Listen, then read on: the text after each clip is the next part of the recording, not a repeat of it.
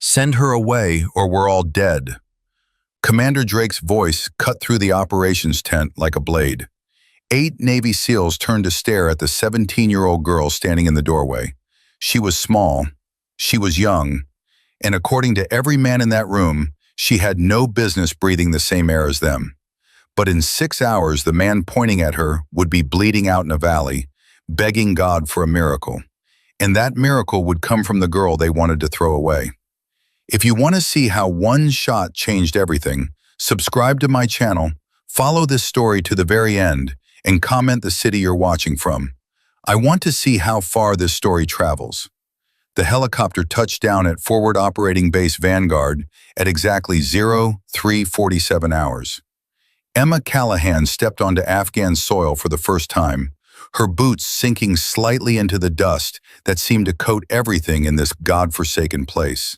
She was 17 years old, 5'4", honey brown hair pulled into a regulation bun so tight it made her temples ache. And she was carrying orders that would make very powerful men very angry. The crew chief grabbed her arm before she could walk away from the bird. "Hey, kid, you sure you're in the right place?" Emma looked at him. Her pale blue eyes held a stillness that made him release her arm without knowing why. "I'm sure." She walked toward the operations center, ignoring the stares from soldiers who stopped mid-task to watch her pass. A girl, here, in the middle of nowhere, attached to a SEAL team that hadn't requested her, didn't want her, and had no idea what to do with her. This was going to be fun. Commander Marcus Drake was having the worst week of his career, and it had just gotten worse. "What do you mean she's assigned to us?" He held the orders like they were written in a foreign language. "This is a joke. This has to be a joke." Lieutenant Commander Sarah Winters stood beside him, reading over his shoulder. "Orders are signed by someone with stars on their collar, Marcus. This isn't a joke." "She's a child. She's 17. Technically, she's a child." Drake threw the orders onto the table. "I've got a reconnaissance mission in hostile territory in less than 48 hours. I've got men who've trained for years for this exact scenario, and now someone sends me a teenager with technical specialist listed as her role?" He laughed bitterly. "Technical specialist? What's she going to do? Fix our laptops?" The tent flap opened. Emma Callahan walked in. The room went silent. 8 operators, the most elite warriors America produced, stared at her like she'd materialized from another dimension. Drake recovered first. "You're Callahan." "Yes, sir." "You're 17." "Yes, sir." "You understand this is an active combat zone?" "That's why I'm here, sir." Senior Chief Nathan Morrison laughed from his position near the tactical display.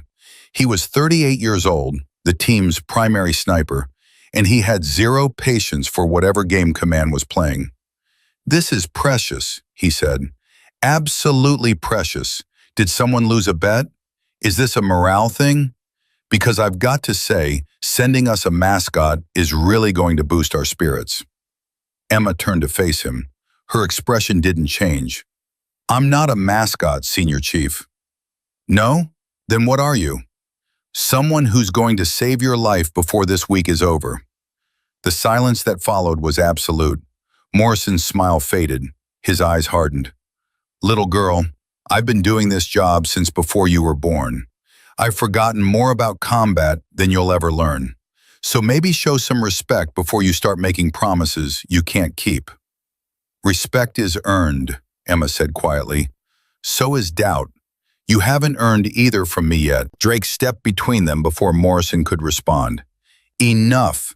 Callahan, you're dismissed. Find quarters, stay out of the way, and we'll figure out what to do with you tomorrow." "Sir, my orders authorize me for—" "I don't care what your orders authorize. My team, my rules. Dismissed." Emma held his gaze for a long moment. Then she nodded once, turned, and walked out. Behind her, she heard Morrison mutter, "Someone needs to send that kid home before she gets herself killed." Petty Officer First Class Jake Torres found her an hour later, sitting alone outside the mess hall, cleaning a rifle that made him stop in his tracks. "That's an MK-13 Mod 7, he said. Emma didn't look up. "Yes, that's a precision sniper system. I know what it is." Torres moved closer, studying the weapon with the eye of someone who understood what he was seeing. "That's not standard issue. That's custom. The barrel, the stock, the optics."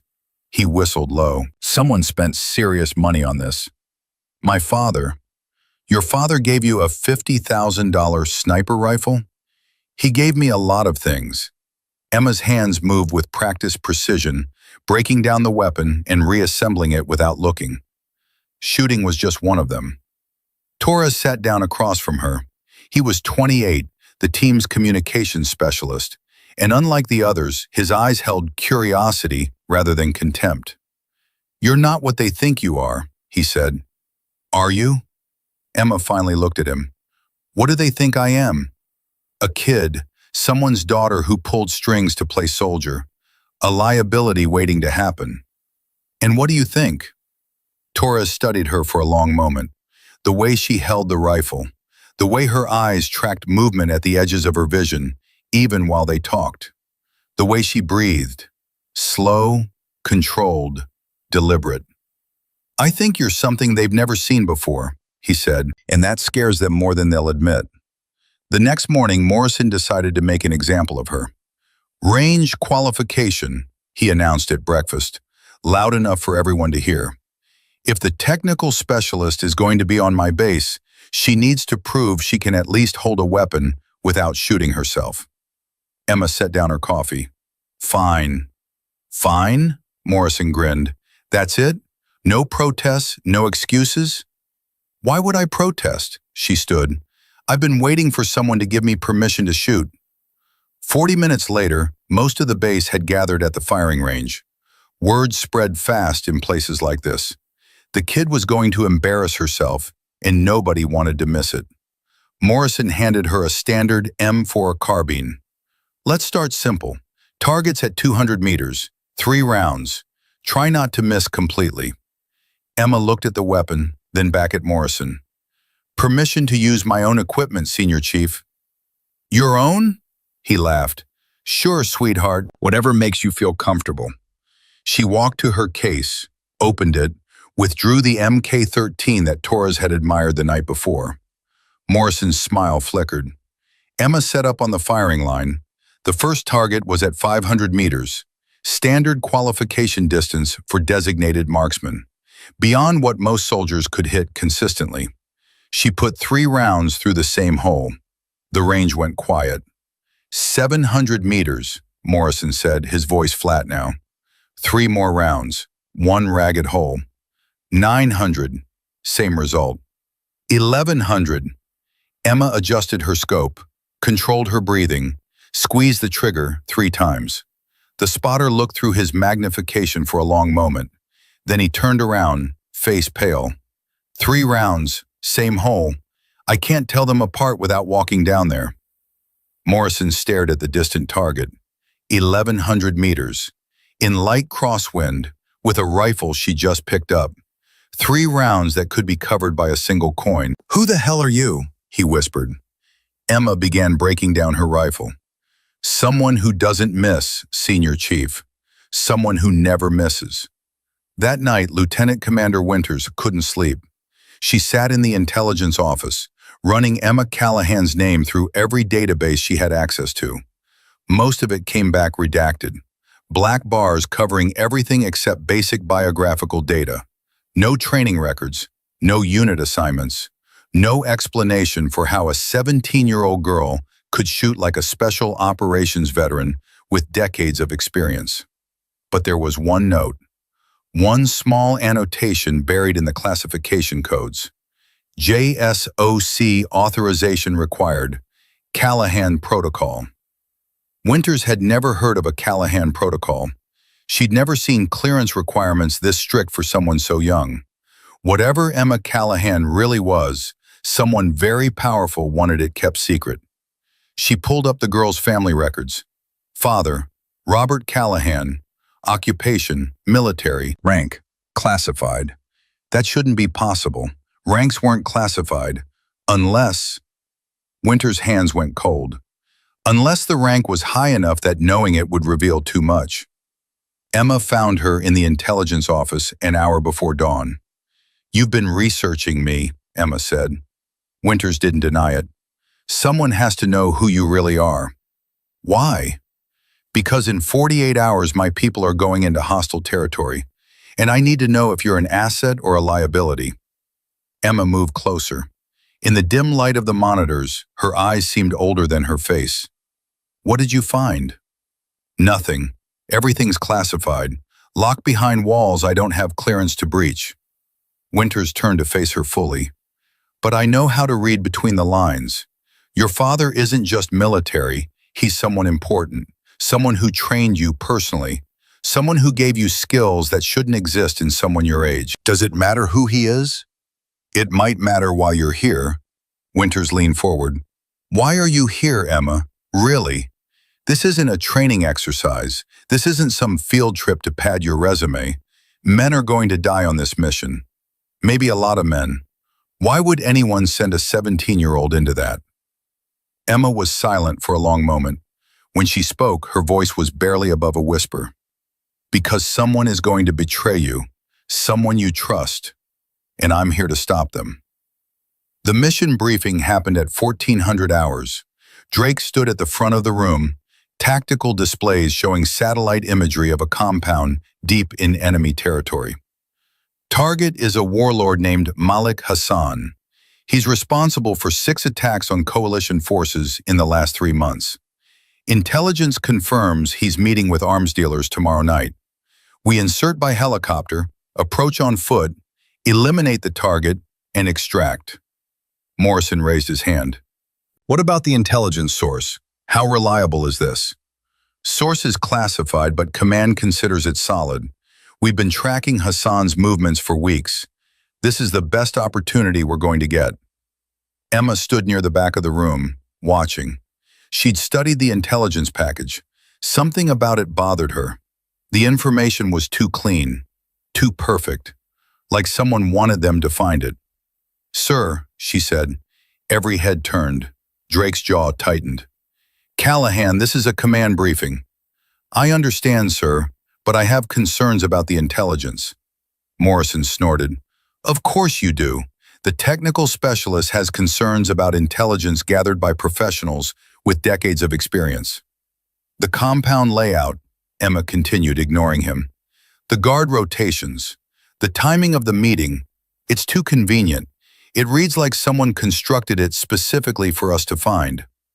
"And you know this how?" Drake demanded. "Because I've seen this pattern before. In training simulations designed to identify ambush scenarios." She met his eyes. "This is a trap, Commander. Someone wants you to walk into that compound."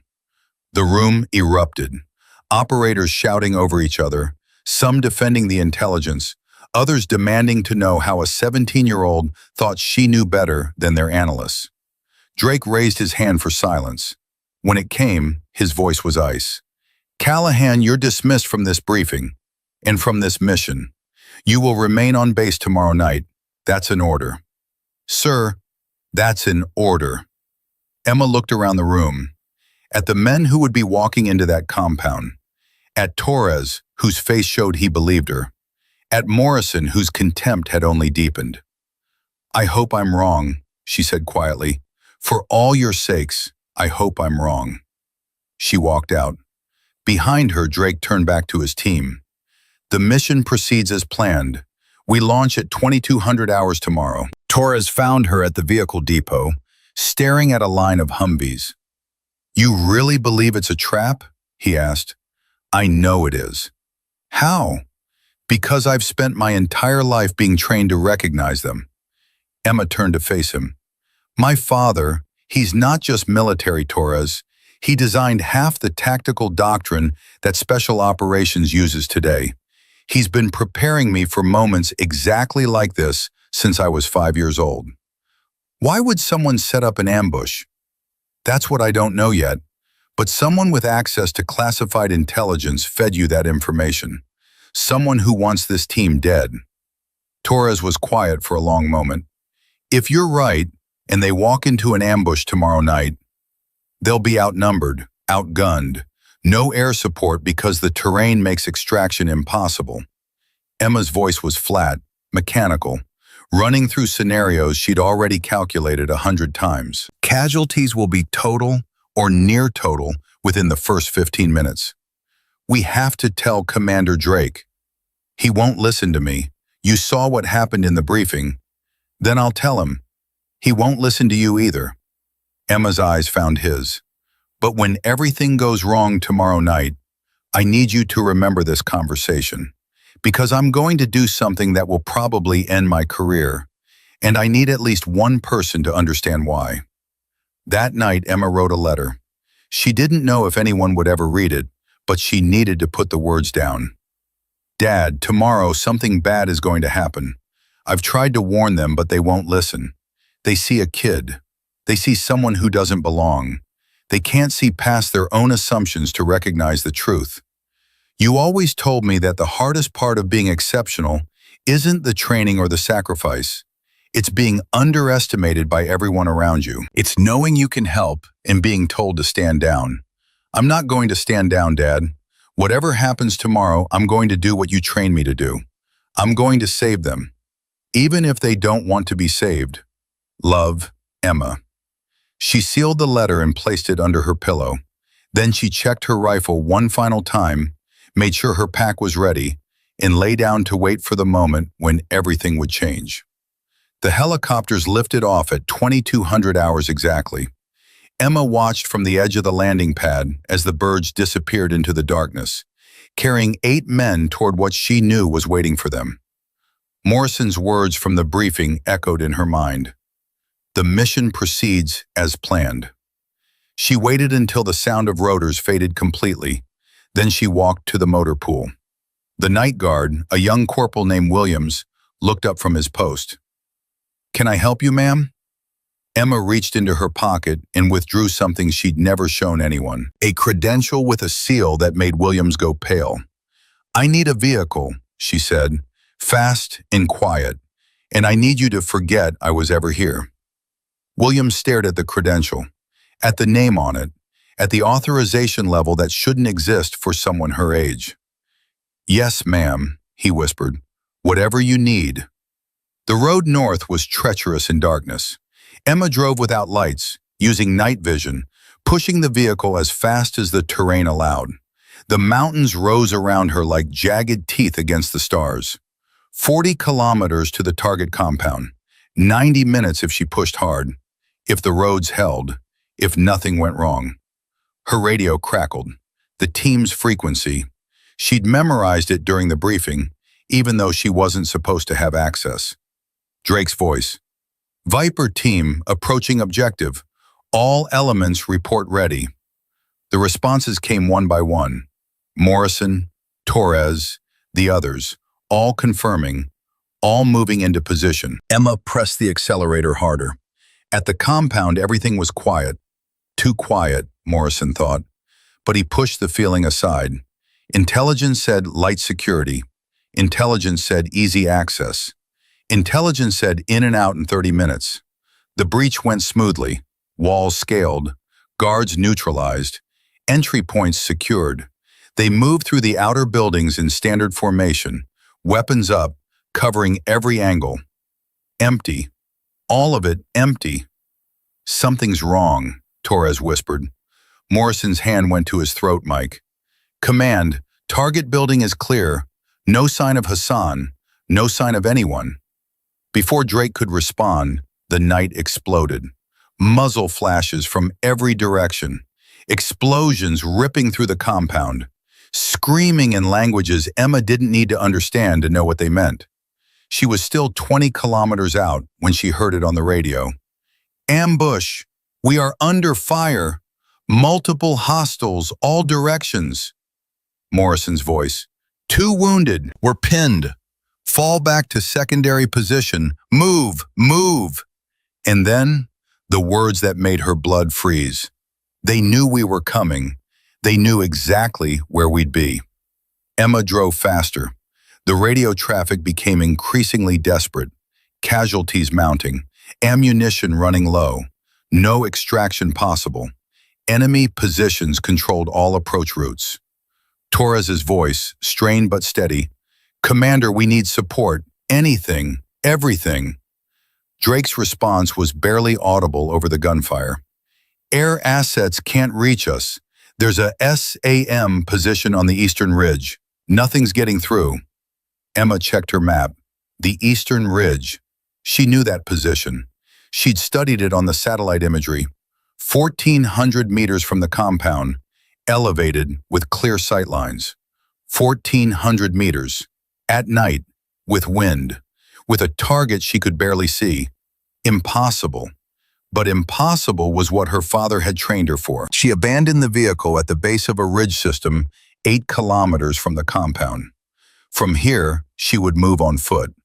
Through terrain the enemy wasn't watching, up paths that shouldn't exist. Her pack held the essentials: rifle, ammunition, water, first aid, nothing else. She began to climb. Her father's voice echoed in her memory. "When everyone else sees impossible, you see opportunity. That's what makes you different, Emma. That's what makes you dangerous." Above her, the sounds of battle continued. Below her, the darkness stretched forever. And somewhere between them, 8 men were dying. Unless she reached them first. The climb was brutal. Emma's lungs burned as she pushed upward through terrain that seemed designed to kill anyone stupid enough to attempt it. Loose rocks shifted beneath her boots. Thorny brush tore at her hands.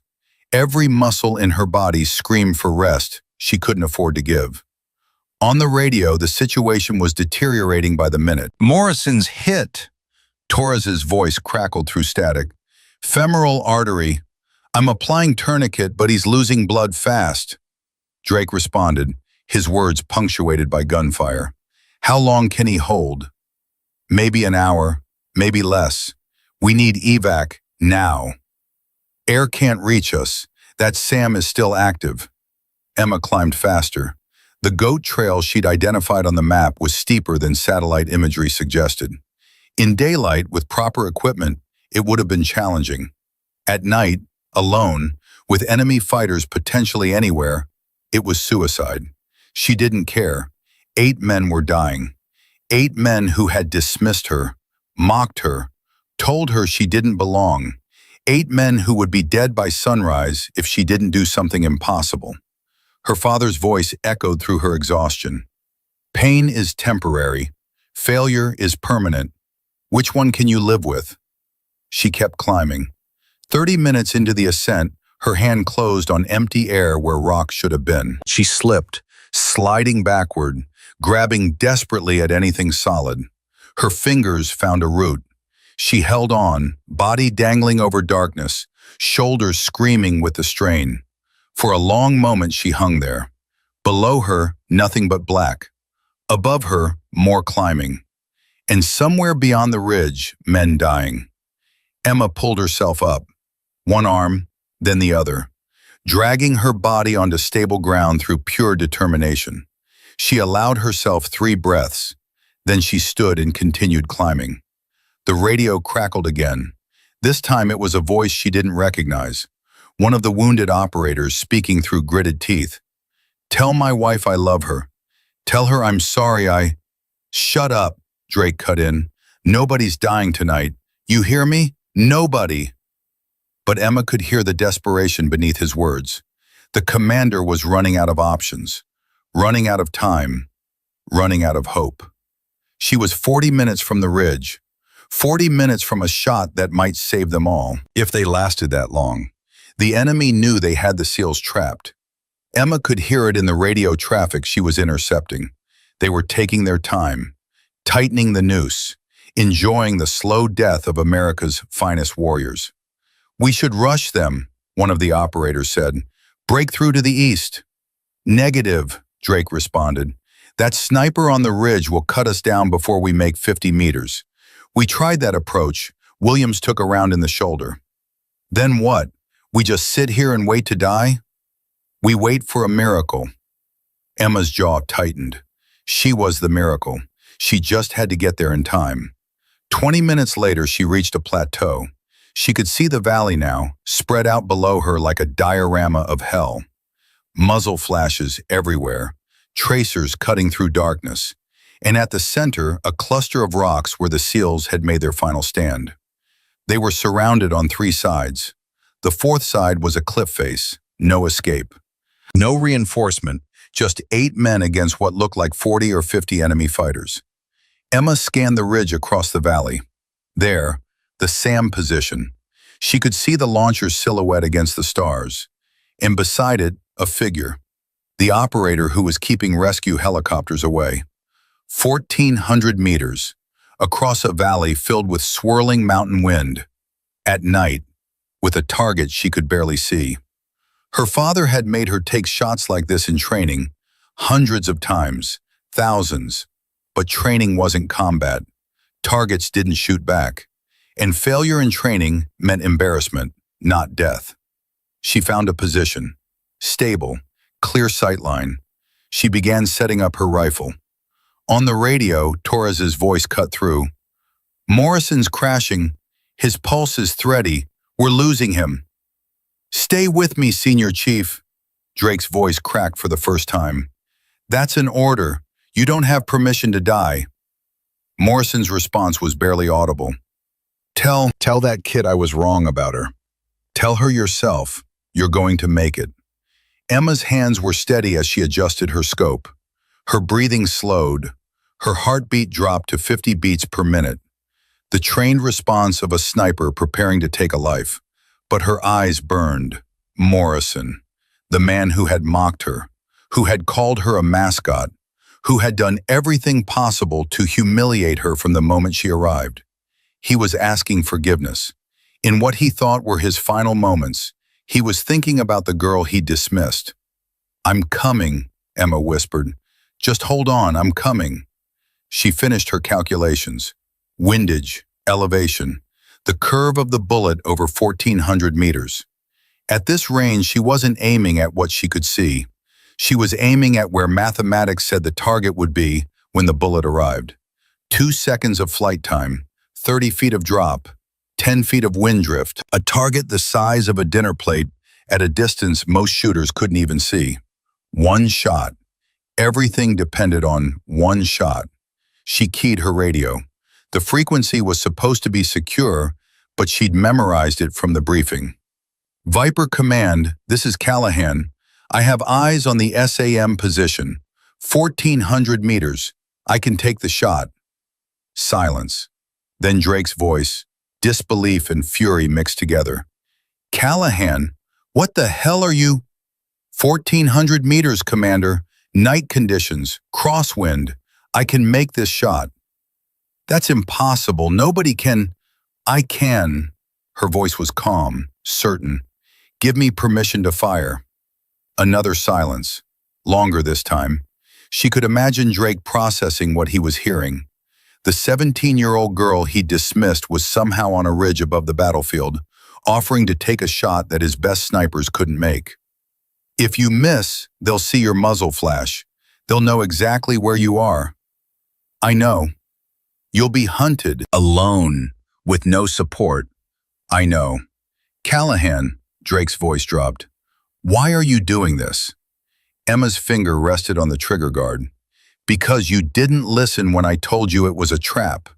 Because Morrison is dying. Because Torres has a daughter who needs her father to come home." She paused. "Because this is what I was born to do." The wind shifted. Emma adjusted her aim fractionally. "Take the shot," Drake said quietly. "And Callahan, thank you." Emma exhaled halfway. The world narrowed to a single point of focus.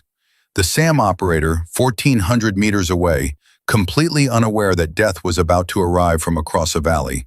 She squeezed the trigger. The rifle kicked against her shoulder. The sound rolled across the mountains like thunder. 1 second. Her scope showed the SAM position. The operator still sitting, still alive. 2 seconds. The operator jerked, slumped forward, didn't move again. Sam is down. Lieutenant Commander Winter's voice exploded through the radio from base. She'd been watching on drone feeds, helpless until now. Air assets, you are cleared for approach. Repeat, cleared for approach. But Emma was already moving. Her muzzle flash had given her away. She could hear shouts in the valley below. Enemy fighters pointing toward her position. Redirecting, they were coming. She broke down her rifle in seconds, stuffed it in her pack, began moving along the ridge, staying low, using the terrain for cover. Behind her, she heard the first shots, rounds cracking against rock where she'd been seconds before. Callahan, we're tracking multiple hostiles converging on your last position. Winter's voice was tight with fear. You need to move. Already moving. Extraction birds are 5 minutes out. Can you reach the valley? 5 minutes. In 5 minutes, she needed to cross a kilometer of hostile terrain, evade search teams that were actively hunting her, and reach an extraction point that was currently under enemy control. Emma ran.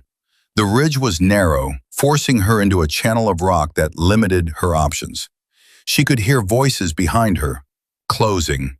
They were fast, and they knew this terrain better than she did. She rounded a boulder and came face to face with an enemy fighter. He was young, maybe her age, eyes wide with surprise in the moonlight. They both froze for a heartbeat. Then his hand moved toward his weapon. Emma was faster. Years of close combat training took over. She deflected his rifle, drove her palm into his nose, felt cartilage crunch. Before he could recover, she swept his legs, dropped him to the ground, and applied a chokehold that her father had taught her when she was 12. He struggled, clawed at her arms. His movements grew weaker, weaker. He went limp. Emma released him, checked his pulse. Alive, but unconscious. She'd spared his life because she could afford to, because killing wasn't the point, surviving was. She kept running. The valley floor was chaos. Helicopters were approaching from the west, their rotors a thunderous heartbeat of hope. The enemy fighters were caught between attacking the SEALs and defending against the incoming air support. Viper team, extraction birds are 30 seconds out. Winter's voice was steadier now. Move to Rally Point Alpha. Drake responded through labored breathing. We're moving. Morrison's being carried. Williams is mobile but wounded. We need covering fire. Air support is engaging now. Emma reached the edge of the ridge. Below her, 300 meters of steep descent. Beyond that, the valley floor where the SEALs were making their desperate push toward extraction. She could see them now, figures moving through darkness, some supporting others, all of them heading for a clearing where the helicopters would land. She could also see the problem. A group of enemy fighters had positioned themselves between the SEALs and the landing zone, dug in, waiting. When the team tried to cross that final stretch, they'd be cut down. The helicopter gunners couldn't see the position. The angle was wrong, the fighters concealed behind rocks that blocked the view from above. But Emma could see them. She unslung her rifle, set up on the ridge, 400 meters to the enemy position. Not ideal, but manageable. Viper Command, you have hostiles dug in between you and extraction. 4 shooters, concealed position, bearing 035 from your current location. Drake's response was immediate. Can you deal with them? Already on it. She fired. A fighter dropped. She relocated, fired again. Another one down. The remaining 2 figured out what was happening. One of them turned, trying to identify her position. She put a round through his chest before he could fire. The 4th fighter ran. She let him go. He wasn't a threat anymore. Path is clear, she transmitted. Move now. The SEALs surged forward. Torres half-carrying Morrison. Drake supporting Williams. The others covering their movement with what little ammunition they had left. The helicopters touched down in the clearing. Door gunners laying suppressive fire in all directions. The team piled in, wounded first, then the others. Callahan, where are you? Drake's voice was urgent. Get to the extraction point. Emma was already moving, sliding down the ridge, using controlled falls to cover distance faster than running would allow. She could see the helicopter, rotors spinning, ready to lift off. 400 meters, 300, rounds cracked past her. The enemy had regrouped. They could see her now, exposed on the slope, and they were determined to make her pay for every life she'd taken tonight. 200 meters. Her legs burned, her lungs screamed. A round tugged at her sleeve, drawing a line of fire across her arm. 100 meters. The helicopter's door gunner saw her, shifted fire to cover her approach. Tracers reached out, forcing the enemy to take cover. 50 meters. Emma sprinted with everything she had left. The helicopter was lifting, beginning to climb, but the crew chief was reaching for her, hand extended. She jumped. His hand caught her wrist. For a moment she hung suspended, legs dangling over darkness. Then he pulled, and other hands grabbed her, and she was inside, collapsing on the deck plates, gasping for air she couldn't seem to find. The helicopter climbed, tilted, accelerated away from the valley. She was alive. They were all alive. Morrison was unconscious, medics already working on his leg. Torres sat beside him, holding the senior chief's hand. Williams was being bandaged. The others looked like men who'd seen death and barely escaped. Drake moved to where Emma lay on the floor. His face was streaked with sweat and blood from a wound she hadn't noticed before. He stared at her for a long moment. "That shot," he said, 1,400 meters, at night, with wind. Emma couldn't speak, could barely breathe. "That's the most impressive thing I've ever seen in 20 years of combat operations." She managed to lift her hand, reached into her shirt, pulled out her dog tags. Drake took them, read them, and his face changed. "Callahan," he read aloud. "Emma R." His eyes found hers. "Daughter of Admiral Robert Callahan, Commander, Naval Special Warfare." Torres's head snapped up. The other operators who were conscious went still. Admiral Callahan, the legend. The man who had written the book on special operations. The man who had trained more elite warriors than anyone else in military history. And this was his daughter. "He trained you," Drake said quietly. "Your whole life. He made you into this." Emma nodded weakly. "Since I was 5.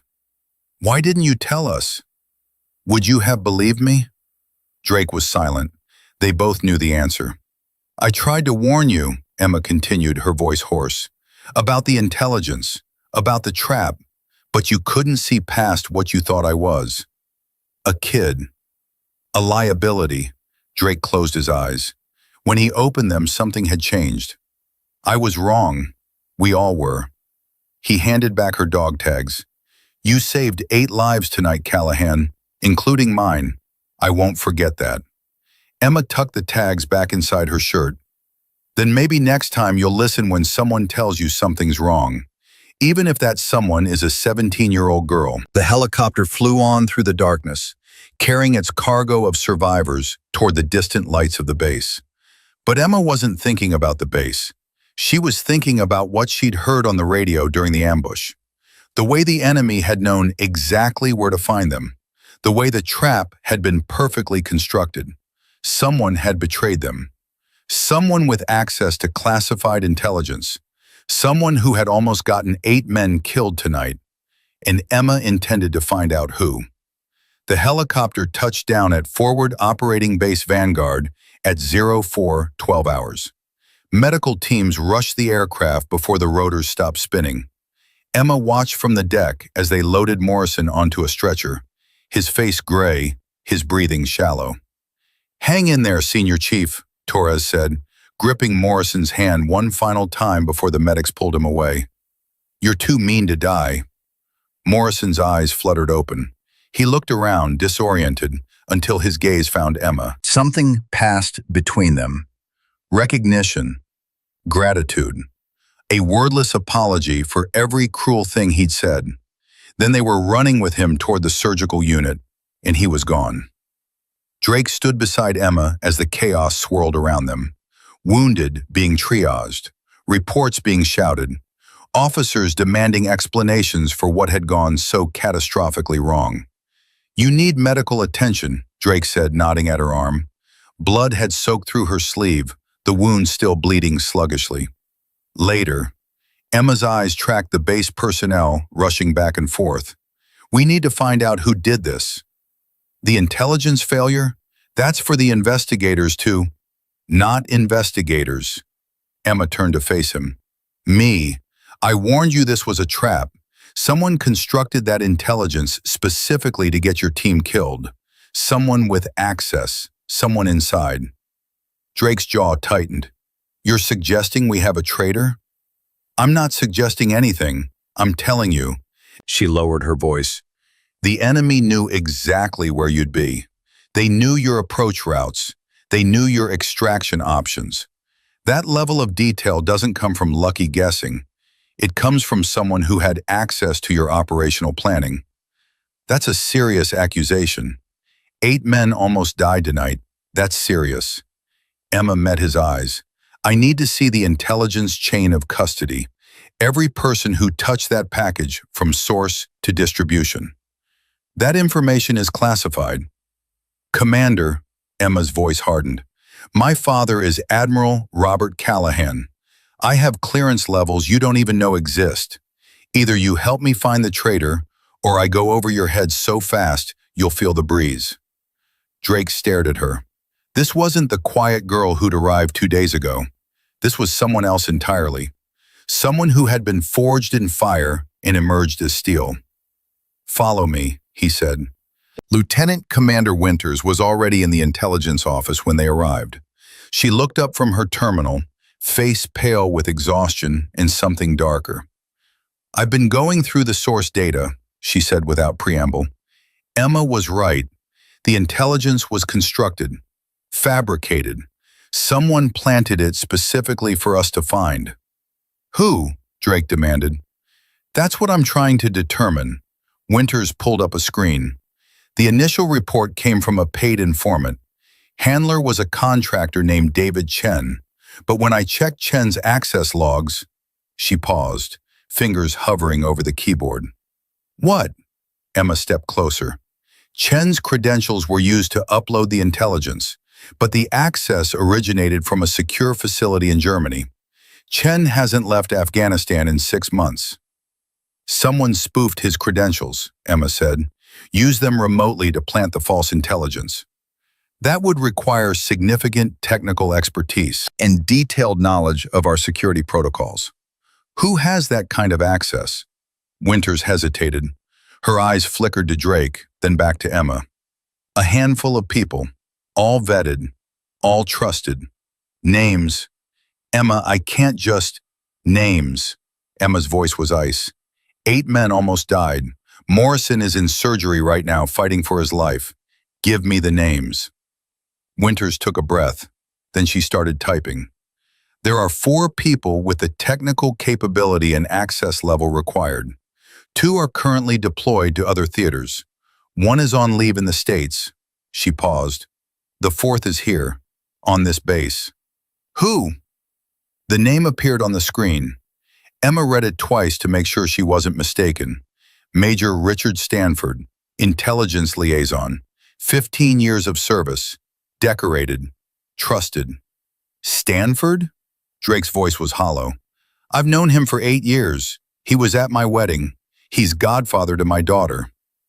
"Then he's been lying to you for 8 years." Emma was already moving toward the door. "Where is he?" "Emma, wait," Winters stood. "We need to do this properly. Chain of evidence, interrogation protocols. If Stanford is really the traitor, we need to build a case that will hold up. And if he runs while we're building our case?" "He won't run. He doesn't know we're onto him." Emma stopped, turned. "You're sure about that?" Winters opened her mouth to respond. Then her terminal beeped. An alert. She looked at it, and her face went white. "What?"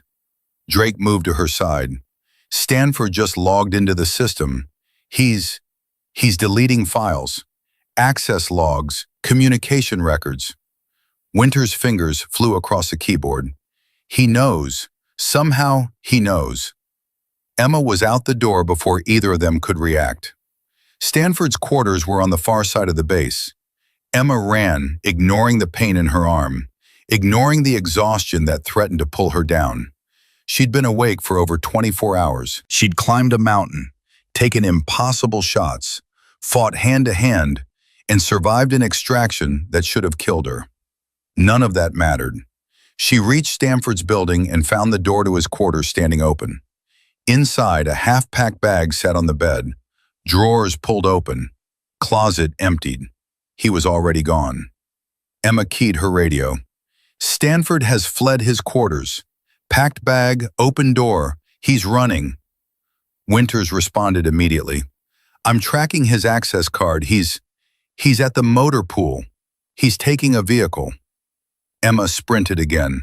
The motor pool was 200 meters away.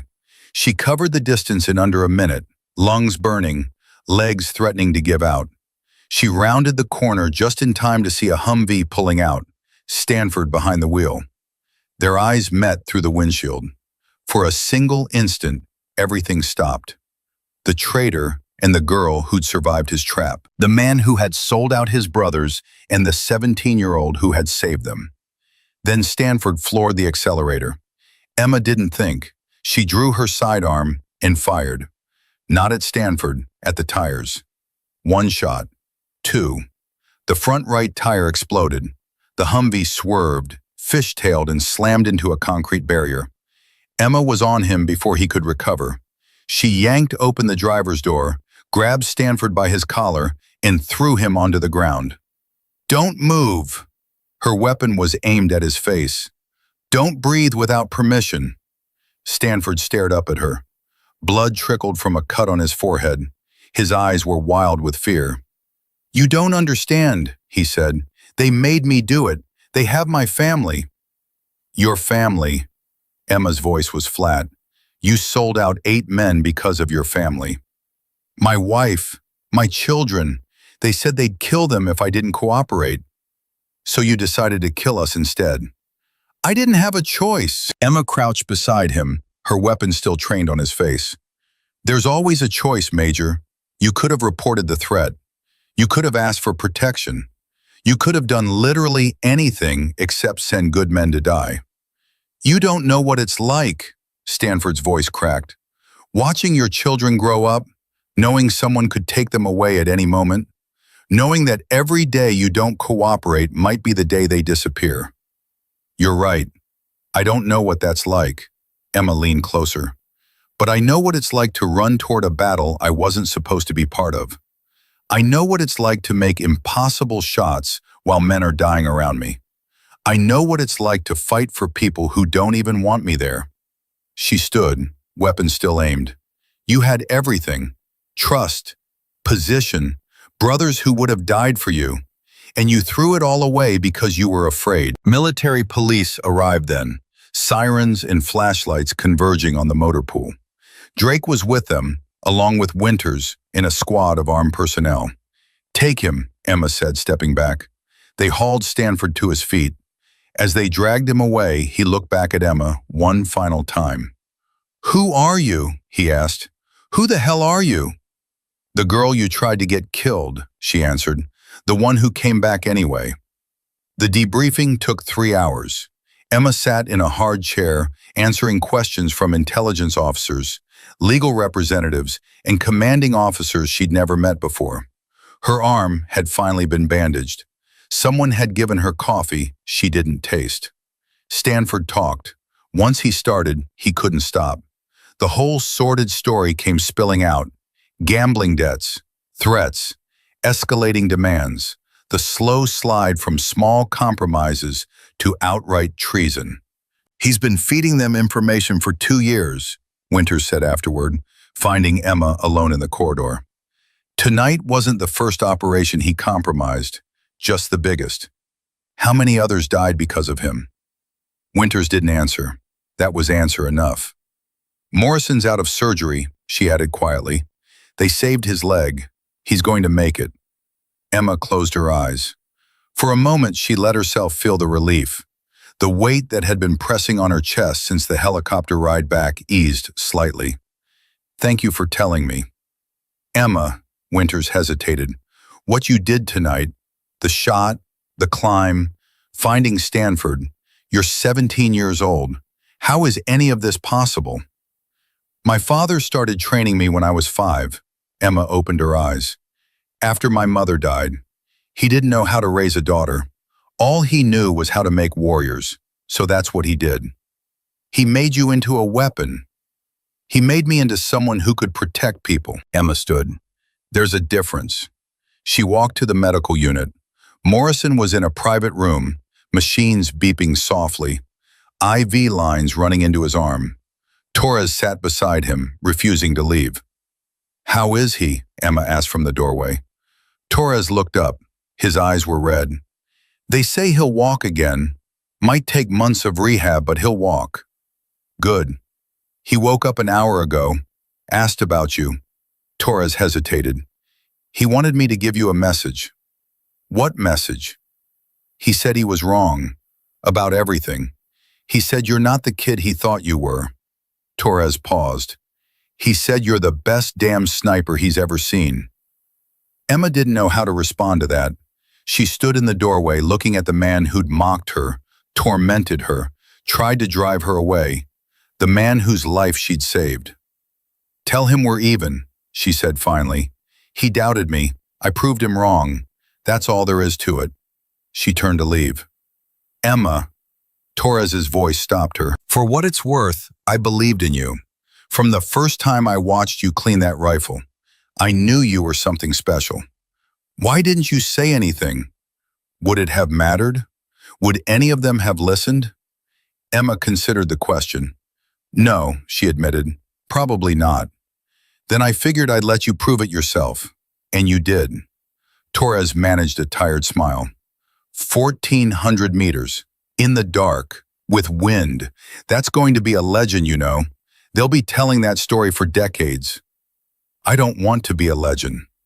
Too late. You already are. Drake found her at 0600 hours, sitting alone on the steps of the operations center, watching the sun rise over the mountains. You should be sleeping, he said, sitting beside her. Can't sleep. Too much adrenaline still. I know the feeling. Drake was quiet for a moment.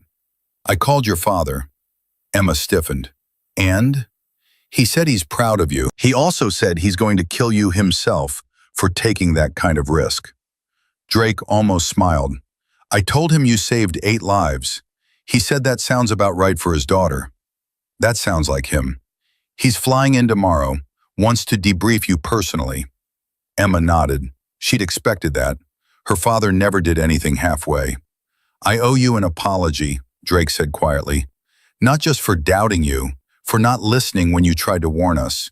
If I'd taken your concerns seriously, Stanford would have found another way. Emma cut him off. He'd been doing this for 2 years. He would have adapted, changed tactics, found a different opportunity. Maybe, but I still should have listened. Yes, you should have. Emma turned to face him. I'm not going to pretend what you did was okay. You dismissed me because I was young, because I was female, because I didn't fit your idea of what a warrior looks like. Drake flinched but didn't argue. But you also came back for me, Emma continued. At the extraction point, the helicopter was lifting off. You could have left me behind, but you didn't. Leaving people behind isn't who I am. No, it's not, Emma stood. That's why I'm going to give you another chance. Because underneath all the bias and assumption, you're still a good man who made bad judgments. Drake stood as well, extended his hand. I won't make those judgments again. Emma shook his hand. I'll hold you to that. She walked away, leaving him alone with the sunrise. In her quarters, Emma sat on her bunk and pulled out a piece of paper. She'd been composing this letter in her head since the helicopter ride back. Dad, she wrote, you were right about everything. The training, the preparation, the 1,000 hours on the range, learning to trust myself when no one else would. It all mattered tonight. Men are alive because of what you taught me. A traitor is in custody, Because I remembered your lessons about observation, about seeing what others miss, about trusting my instincts even when everyone tells me I'm wrong. But there's something else you taught me that matters more. You taught me that the measure of a warrior isn't in the shots they take, it's in the lives they protect. Tonight I understood that for the first time, not as a concept, but as truth written in blood and fire, and the desperate gratitude of men who expected to die. I love you, Dad, and I'll see you tomorrow. Your daughter, Emma.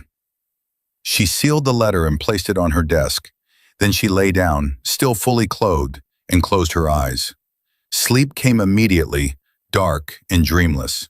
The sleep of someone who had faced the impossible and survived. The sleep of a 17-year-old girl who had become a legend in a single night. Outside, the sun continued to rise. The base returned to routine. Soldiers walked past Emma's quarters, some of them whispering about the girl who had saved Viper Team. But Emma didn't hear them. For the first time in 48 hours, she was at peace, at least until the next battle called her name. Emma woke to someone pounding on her door. She sat up, disoriented, hand automatically reaching for the sidearm under her pillow. "Callahan!" Torres's voice. Urgent. "You need to get up, now." She checked her watch. She'd been asleep for 4 hours. It felt like 4 minutes. "What's happening?" "Your father's helicopter just landed, and he's not alone." Emma was on her feet before Torres finished speaking. She pulled on her boots, ran her fingers through her hair in a futile attempt at regulation appearance, and opened the door. Torres stood there, looking like a man who'd seen something he couldn't quite believe. "There are 3 generals with him, Emma. 3. And they're all asking for you." The operations center had never been so crowded. Emma walked through the door and stopped. Admiral Robert Callahan stood at the center of the room. 62 years old, silver-haired, with eyes the same pale blue as his daughter's. He wore his dress uniform. Every medal, every decoration, every symbol of a career that had shaped modern special operations. Behind him stood 3 flag officers, 2 Army generals, 1 Air Force, all of them watching Emma with expressions she couldn't read. Every operator on base had found a reason to be in the vicinity. They lined the walls, filled the doorways, pressed against windows. Word had spread. The Admiral was here. The legend himself had come to see the girl who'd made the impossible shot. Drake stepped forward. "Admiral Callahan, welcome to FOB Vanguard." "Commander Drake." The Admiral's voice was deep, commanding, exactly as Emma remembered. "I've read your report, all of it. Sir, I want to personally apologize for how your daughter was treated when she arrived. If you had known, you would have treated her differently. That's precisely why you weren't told." The Admiral's eyes found Emma. She needed to prove herself without my shadow hanging over her. She did. Emma walked forward, stopping at attention in front of her father. "Admiral." "Staff Sergeant." His voice was formal, cold. The voice of a commanding officer addressing a subordinate. Then his face cracked. Just slightly, a softening around the eyes that only Emma would recognize. "You scared the hell out of me," he said quietly. "I learned from the best, sir." The Admiral laughed. Actually laughed. The sound seemed to release something in the room. Officers relaxed. Operators exchanged glances. 1,400 meters, the Admiral said, turning to address the room.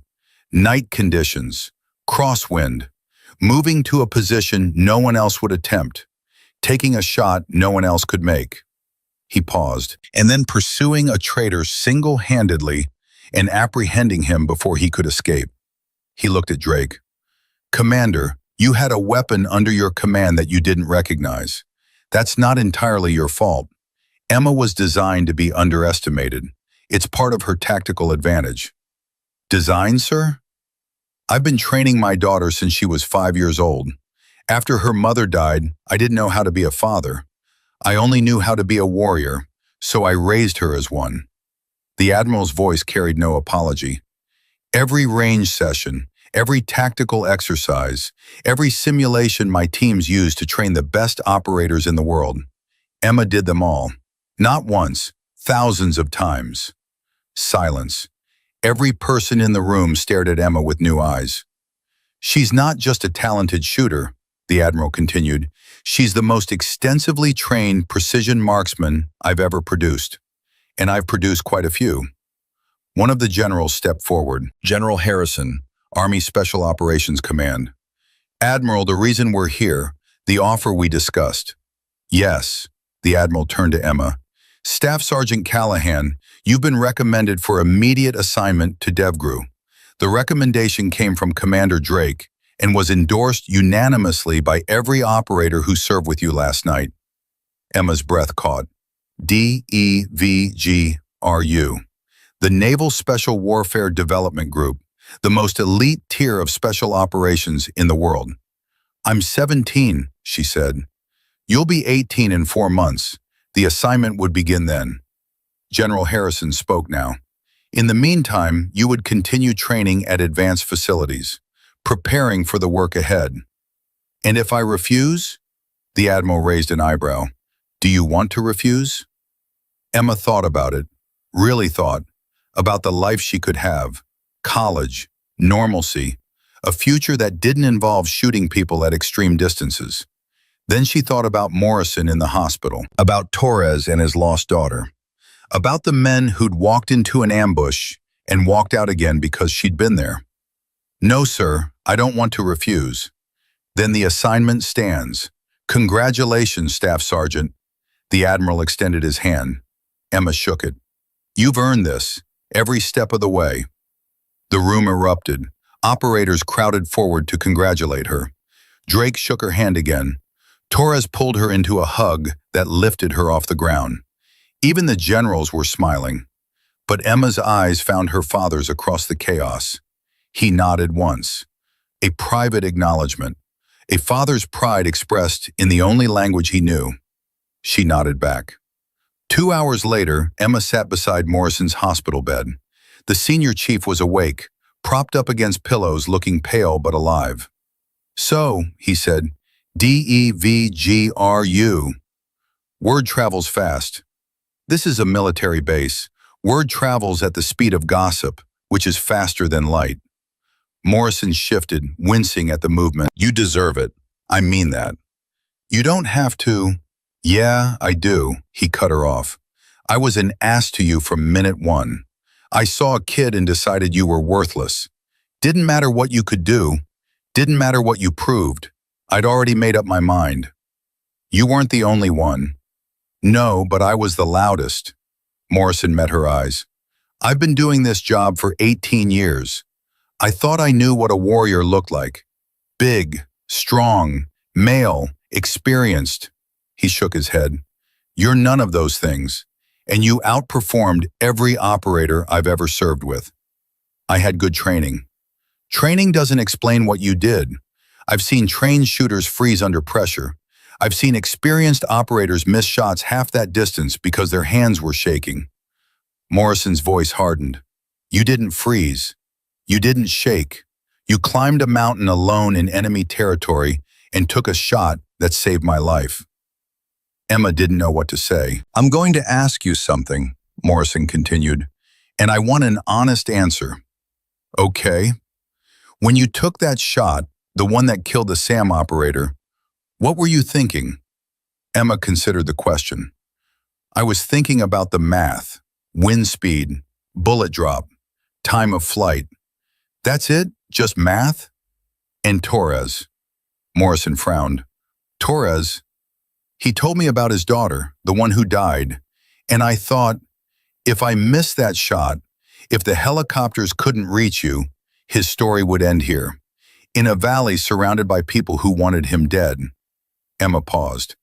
I thought about all the stories that would end if I failed, all the families that would get phone calls, all the daughters who wouldn't see their fathers again. Morrison was quiet for a long time. When I was hit, he said finally, when I felt the blood and knew I was dying, do you know what I thought about? No. My brother. He's got a little girl. She's 7. She calls me Uncle Nate. Morrison's voice cracked slightly. I thought about how I'd never teach her to ride a bike, never see her graduate, never walk her down the aisle because her dad's overseas, and I'm the only family she's got. He looked at Emma. You gave me that back, all of it, because you didn't miss. Senior Chief Nathan, he managed a weak smile. After everything, I think you've earned the right to use my first name. Nathan, Emma tested the word. I didn't do it for gratitude. I know, that's why it matters. He extended his hand. Thank you, Emma, for my life, for my brother's daughter, for everything. She took his hand, held it. You're welcome. Torres found her afterward, sitting alone outside the medical unit. Heavy conversation? He asked, sitting beside her. He thanked me. That must have been awkward. You have no idea. Emma rubbed her eyes. The exhaustion was creeping back. He told me about his brother's daughter, how he thought he'd never see her grow up. Torres was quiet for a moment. I told you about my daughter, the one I lost. You did. I didn't tell you everything. He took a breath. After she died, I requested deployment, volunteered for every dangerous mission I could find. I wanted to die, Emma. I wanted someone to put a bullet in me so I didn't have to feel the pain anymore. Emma turned to face him. But then I started working with these guys. Drake, Morrison, the others. They became my family, gave me a reason to keep going. Torres paused. When I saw you that first night, cleaning your rifle with that look in your eyes, I recognized it. What look? The look of someone carrying something they don't know how to put down. He met her eyes. You're not just here because your father trained you. You're here because you're running from something. Emma felt her throat tighten. My mother. Tell me. She died when I was 7. Cancer. Took 2 years from diagnosis to the end. I watched her disappear a piece at a time. Emma's voice was barely a whisper. I couldn't do anything, couldn't stop it, couldn't fix it, couldn't even make her comfortable at the end because I was too young to be in the hospice room. So your father taught you to shoot. He taught me to control what I could control. Distance, wind, elevation, the microscopic variables that determine where a bullet goes. Emma looked at her hands. When I'm behind a rifle, everything makes sense. Cause and effect. Action and consequence. I can predict what will happen and make it happen exactly the way I want. And tonight? Tonight I was in control. Men were dying and I could do something about it. For the first time since my mother's room, I wasn't helpless. A tear escaped before she could stop it. Is that terrible? That I felt more alive in combat than I have since I was 7?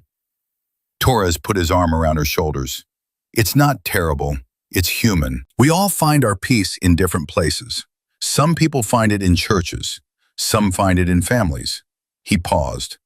Some of us find it in the space between heartbeats, waiting for the recoil. Emma leaned against him. For a moment, she wasn't Staff Sergeant Callahan, the teenage sniper who'd made an impossible shot. She was just a girl who missed her mother and didn't know how to live in a world without her. Torres? Yeah? Thank you for seeing me when no one else did. That's what family does. He squeezed her shoulder. And you're family now, whether you like it or not. That evening, the Admiral requested a private dinner with Emma. They sat across from each other in his temporary quarters, military issue plates between them, years of complicated history filling the silence. You did good, the Admiral said finally. I followed my training. You exceeded it. He set down his fork. That shot wasn't in any training scenario I ever designed. The variables were beyond anything we practiced. Then how did I make it? Because you're not just trained, Emma. You're gifted. There's something in you that goes beyond practice in preparation. A stillness, an instinct. He paused. Your mother had it too. Emma stiffened. Mom? She was a competitive shooter before we met. Did I never tell you that? Olympic qualifier. Would have made the team if she hadn't gotten pregnant with you. The Admiral's eyes grew distant. She gave that up for me, for us. Said a family was worth more than a gold medal. I never knew. There's a lot you don't know about her. I've been saving it, waiting until you were ready. He reached into his pocket and withdrew a small box. She asked me to give you this on your 18th birthday, but I think you've earned it early. Emma opened the box. Inside was a medal, an Olympic qualifiers pin from 20 years ago. She wanted you to know where your talent came from, the Admiral said. Not from me, from her. The steady hands, the still mind, the ability to focus so completely that the world disappears. That's her gift to you. Emma held the pin, feeling its weight, understanding what it meant. Her mother hadn't just died and left her with grief. She'd left her with a legacy, a piece of herself that lived on in Emma's abilities. I wish I could have known her, Emma whispered. The real her, not just the sick version at the end. She knew you'd say that. The Admiral's voice was rough. She told me once near the end that her only regret was that you'd remember her weak. She wanted you to know that she was strong once, that she fought every day to live long enough to see you grow up. She wanted you to know that the fight in you, that came from her too. Emma closed her eyes. Tears fell freely now. Dad. The word felt strange. She hadn't called him that in years. Why didn't you tell me sooner? Because you weren't ready. You needed to find your own strength first, to become the warrior on your own terms. He reached across the table and took her hand. Now you have, and now you can carry her with you, into every battle, into every moment. She's part of you, Emma, the best part. They sat together in silence, father and daughter, connected by grief and pride, and the ghost of a woman who had left pieces of herself in both of them. The base was quiet at 0300 hours when Emma walked to the range. She needed to clear her head, needed to process everything that had happened. Drake found her there an hour later, methodically putting rounds through targets she could barely see in the darkness. Can't sleep? He asked. Too much to think about. Mind if I watch? Emma shrugged. Drake leaned against the range barrier as she continued firing, shot after shot, each one perfect. I've been going over your file, he said after a while, the unredacted version. Your father gave me access. And? You've been doing this since you were 5. Training, shooting, studying tactics and strategy while other kids were learning to read. Reading came first, actually. My father insisted on literacy before firearms. Drake almost smiled. The point is, you gave up your childhood for this. Every normal experience, every ordinary moment, you sacrificed all of it to become what you are. Emma lowered her rifle. Is there a question in there somewhere? Was it worth it? She considered the question. Ask Morrison if it was worth it. Ask Torres. Ask every man who came home last night instead of going home in a box. I'm asking you. Emma turned to face him. I never had a normal childhood.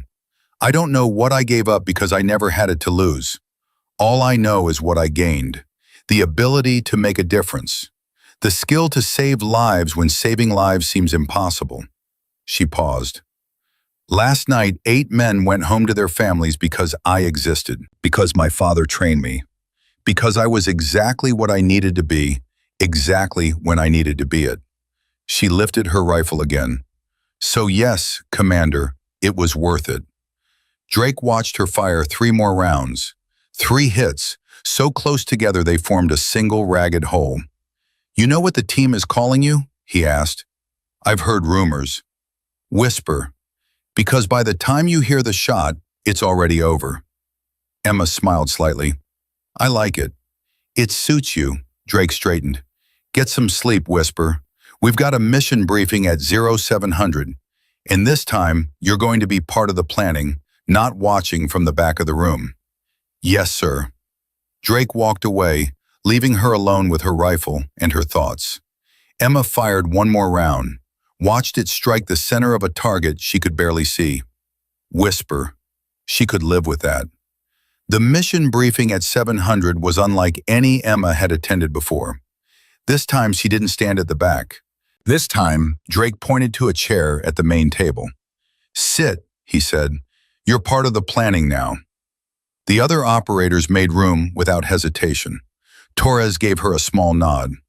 Even the men who had doubted her just days ago met her eyes with something that looked like respect.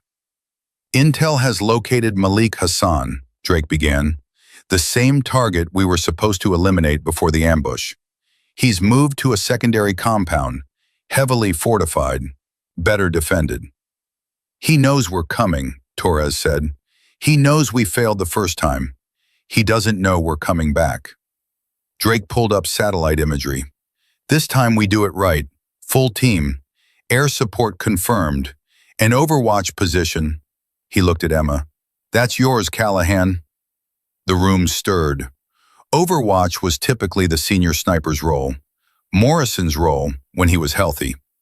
"Sir," one of the operators spoke up, "no disrespect to Callahan, but she's 17. Senior Overwatch on a high-value target operation?" "Callahan made a 1,400-meter shot under combat conditions that saved this entire team," Drake responded. "She exposed a traitor who had been feeding our operations to the enemy for 2 years. She has more combat experience in the last 72 hours than most operators get in their first deployment." He paused. "Any other objections?" Silence. "Good. Callahan, you'll position here." Drake pointed to a ridge overlooking the target compound. "Elevation advantage, clear sight lines, covered approach. You'll be our eyes and our insurance." Emma studied the position. "What about extraction?" "Helicopter support will be on station throughout the operation. The moment we have confirmation of target elimination, birds come in for pickup. And if something goes wrong?" Drake met her eyes. "Then you do what you did last time. You adapt. You overcome. You bring everyone home." The weight of his trust settled on Emma's shoulders. 3 days ago, this man had dismissed her as a liability. Now he was putting the lives of his entire team in her hands. "Understood, sir." Briefing continues at 1400 with detailed tactical planning. Dismissed. The operators filed out. Emma remained seated, studying the imagery, already calculating angles and distances. Torres paused at the door. "You okay?" "Just thinking." "About what?" "About what happens if I fail." Torres walked back and sat beside her. "You won't." "You don't know that." "Yeah, I do." He tapped the imagery. "I watched you climb a mountain in the dark to save people who had treated you like garbage. I watched you take a shot that nobody else could make. I watched you run down a traitor and put him on the ground before he could escape." He paused. "You don't fail, Emma. It's not in your programming." "Everyone fails eventually." "Maybe, but not today. And not tomorrow." Torres stood. "Get some rest. Big day ahead." Emma found Morrison in physical therapy that afternoon. He was working with a trainer, trying to take steps on his wounded leg. Sweat poured down his face. His jaw was clenched against pain he refused to acknowledge. "Looking good, Senior Chief," she said from the doorway. Morrison glanced up. "Liar." He took another step, grimacing. "But I appreciate the sentiment." "I heard about the mission. Tomorrow." "Yeah." He paused his exercise. "You're taking Overwatch." "That's your position." "Was my position." Morrison grabbed a towel, wiping his face. "I'm out for at least 6 months, probably longer. Someone has to fill the gap." "I'm not trying to replace you." "I know." He limped toward her, waving off the trainer's attempt to help. "That's why I asked Drake to give you the role." Emma stared at him. "You asked?" "Don't act so surprised. I'm an ass, not an idiot." Morrison stopped in front of her. "You're better than me, Emma. That shot you made, I couldn't have done it. Not in those conditions. Not at that range. Maybe on my best day with perfect weather and all the time in the world. Maybe. But you did it when it mattered, when everything was falling apart and men were dying. I was lucky. Luck is what happens when preparation meets opportunity. Your father taught me that. Morrison's voice softened. He called me this morning, told me the full story, how he trained you, why he kept it secret. And?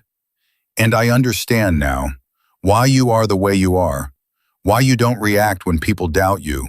He paused. You've been doubted your whole life, by everyone except him.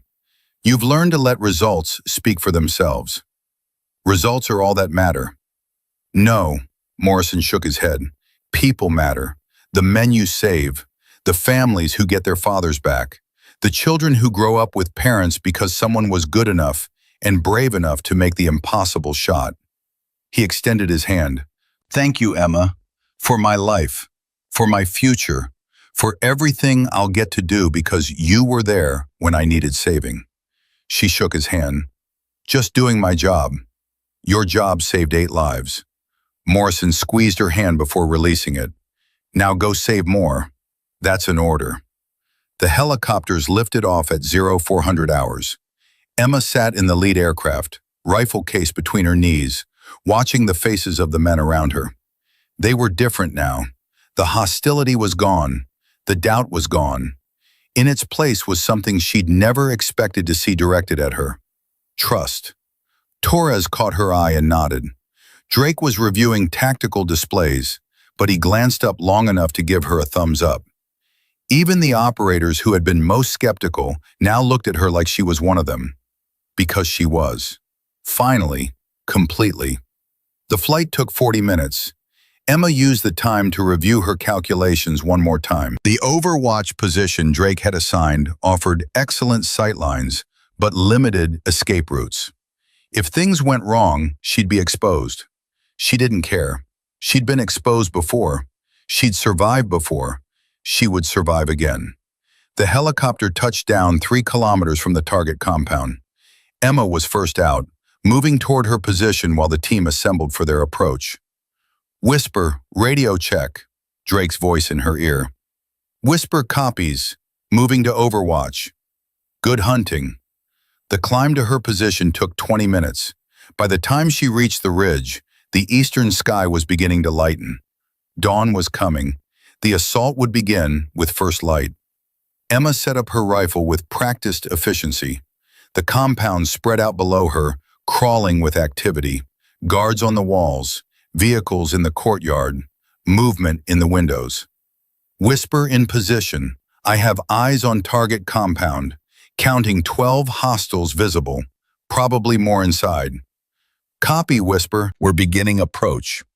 She watched through her scope as the team moved through the valley, shadows among shadows.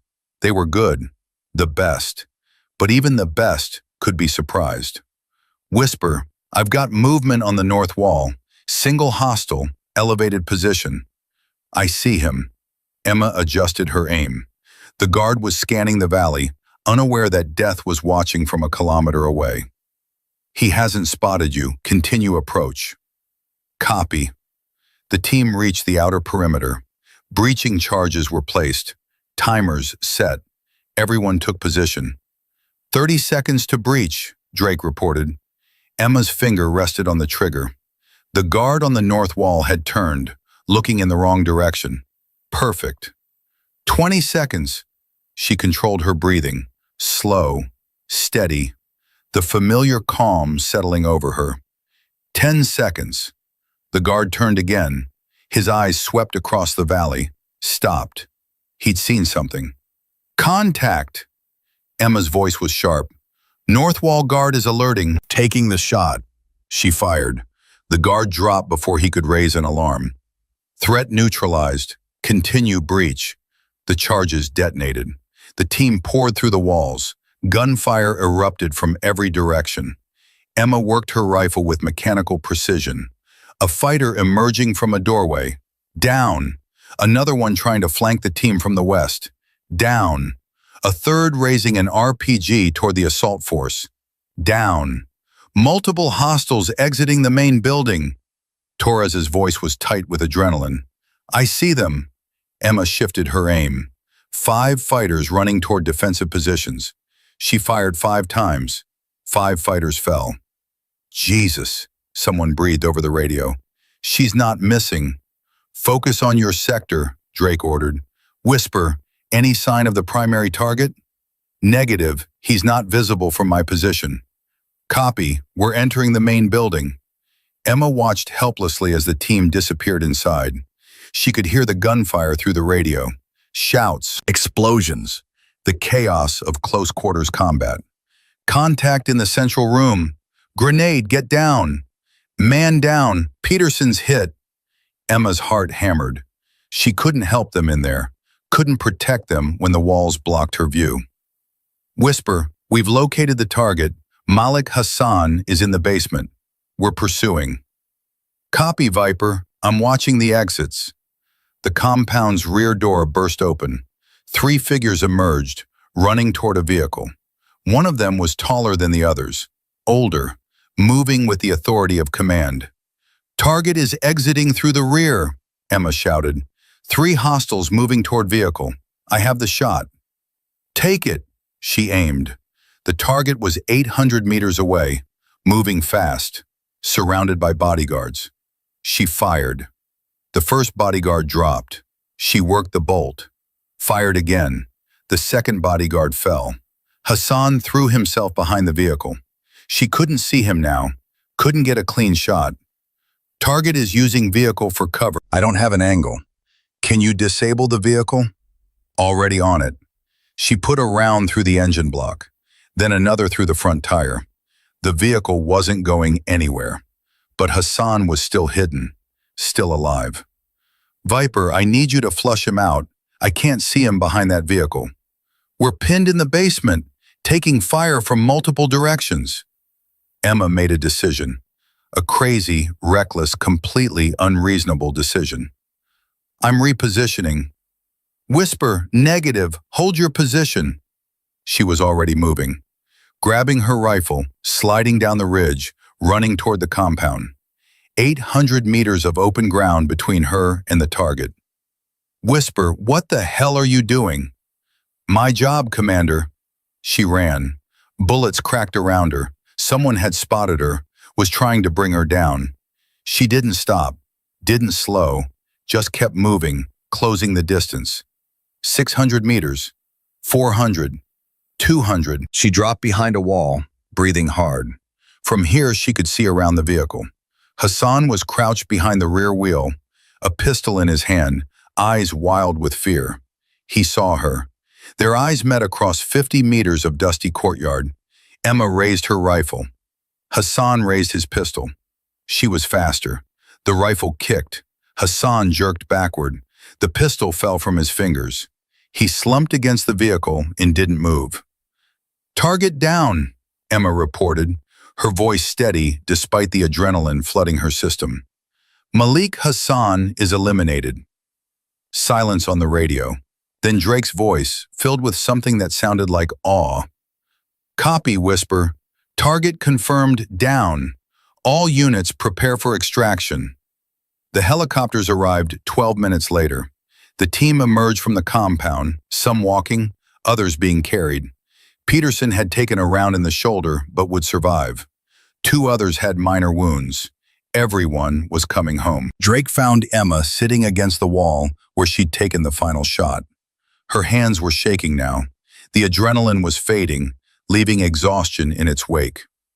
You disobeyed a direct order, he said. Yes, sir. You left your overwatch position without authorization. Yes, sir. You crossed 800 meters of open ground under enemy fire. Yes, sir. Drake crouched beside her. You also saved this entire operation. Hassan was 30 seconds from escaping. If he'd gotten away, we'd have lost him for months, maybe years. I saw an opportunity. I took it. That's not what you did. Drake's voice was quiet.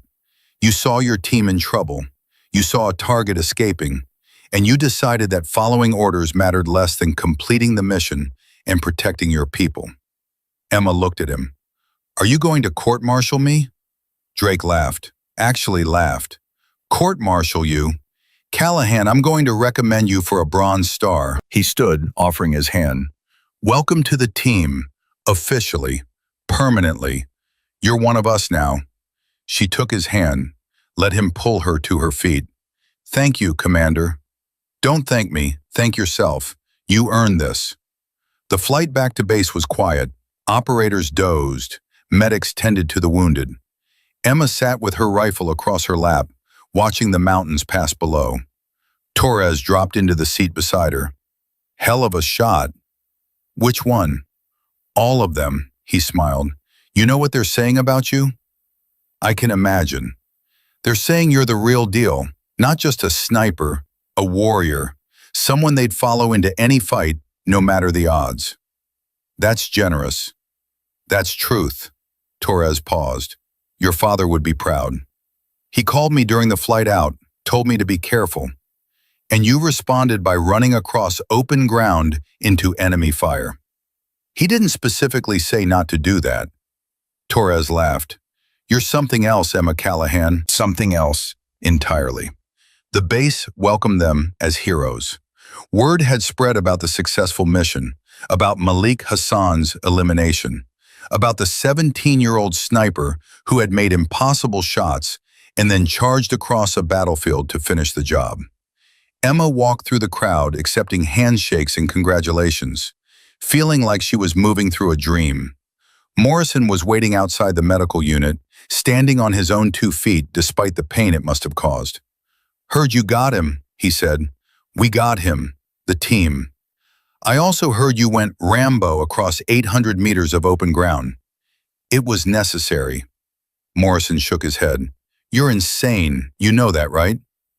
I've been told. Good. That means you'll fit in perfectly. He stepped forward and did something Emma never expected. He hugged her. Brief, awkward, but genuine.